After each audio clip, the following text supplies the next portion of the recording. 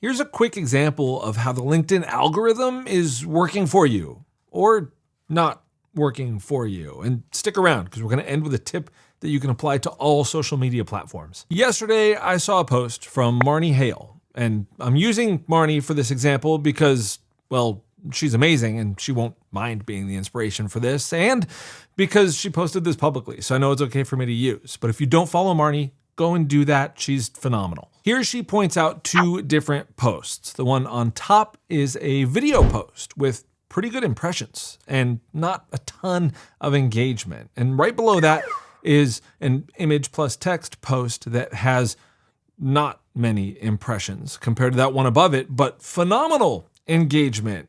And the question is, why? I theorize that there could be one of a couple of different things happening here. First off, the new LinkedIn video feed could be at play in this. Now, that one with a bunch of impressions is a video post. And I know that when I venture into the LinkedIn video feed, what I'm seeing is 60 to 70% of videos that are showing up in that feed are from people that I don't follow, aren't even second or third connections with, and I've never heard from before.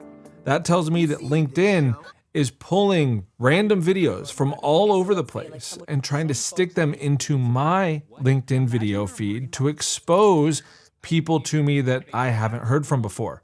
This is a very good thing when it comes to exposure and discovering new people, and vice versa. If you're publishing video, having new people discover your content. But it could work against you if you're looking at the number of impressions you get versus your engagement levels. It's just going to result in more impressions from people who have never and maybe don't want to hear from you, so they're not going to engage. The second thing that could be happening is that this is a total fluke, and we're looking at a sample size of 2, so who knows?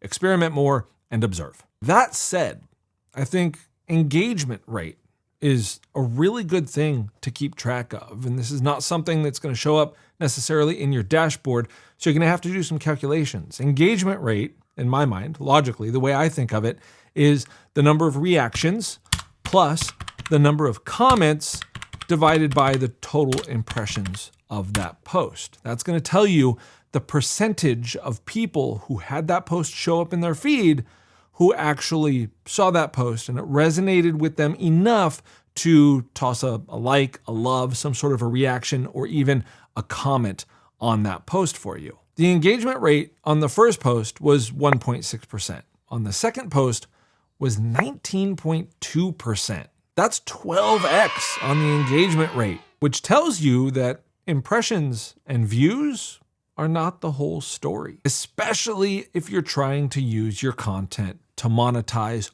off-platform through your business. We should be focused on quality of views.